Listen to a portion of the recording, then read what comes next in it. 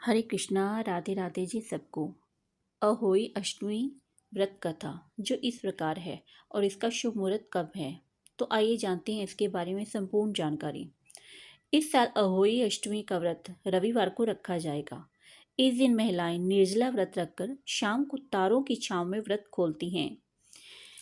अहोई अष्टमी व्रत कथा जो इस प्रकार है। कार्तिक मास की अष्टमी को अहोई अष्टमी का व्रत किया जाता है। इस दिन महिलाएं अपनी संतान की सलामती और लंबी आयु के लिए व्रत करती हैं। पूरे दिन निर्जला रहकर शाम को तारे देखकर व्रत को खोलती हैं। व्रत रखकर अहोई माता की पूजा की जाती है और उनकी कथा पढ़ी जाती है। शाम को माँ अहोई की कथा पढ़ने और बच्चों को सुनाने के बाद तारे देखकर व्रत खोला जाता है। इस दिन व्रती महिलाएं चाकू आदि का इस्तेमाल नहीं करती हैं।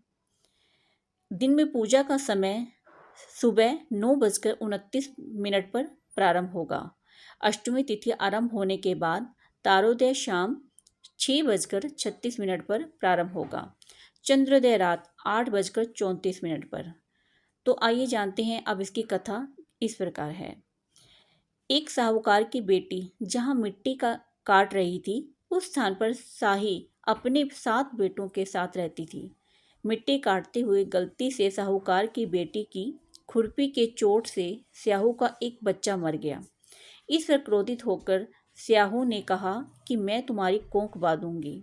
स्याहू के वचन सुनकर साहूकार की बेटी अपने 7 भाभियों के से एक एक करके विनती करती है कि वह उसके बदले अपनी कोख बंधवा ले।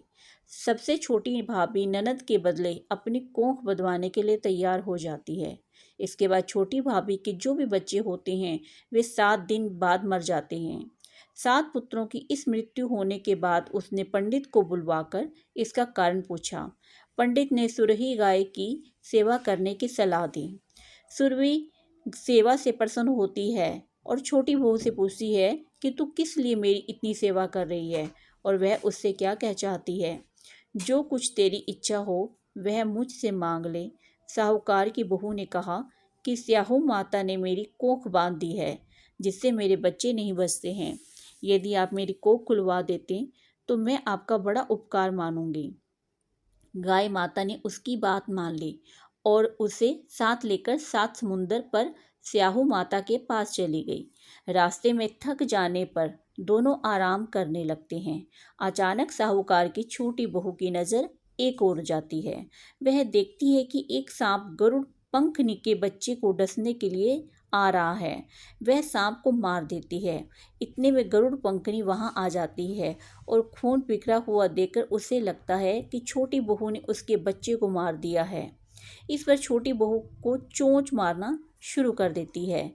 छोटी बहू इस पर कहती है कि उसने तो उसके बच्चों की जान बचाई है।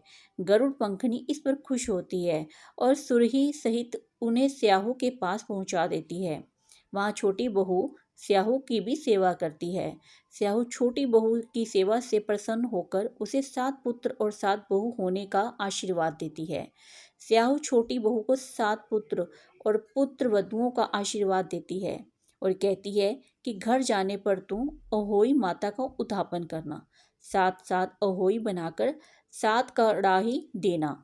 उसने घर लौटकर देखा तो उसके 7 बेटे और 7 बहुएं बैठी हुई मिली। वह खुशी के मारे भाव विभोर हो गई। उसने 7 अहोई बनाकर 7 कड़ाही देकर उद्धापन किया। अहोई का अर्थ यह एक भी होता है कि अनहोनी को होनी बनाना, जैसे साहूकार की छोटी बहू ने कर दिखाया था। जिस तरह अहोई माता ने उस साहूकार की बहू की कोख को खोल दिया, उसी प्रकार इस व्रत को करने वाला सभी नारियों की अभिलाषा पूर्ण होती है। इसी के साथ यह व्रत संपूर्ण होता है। राधे राधे जी सबको।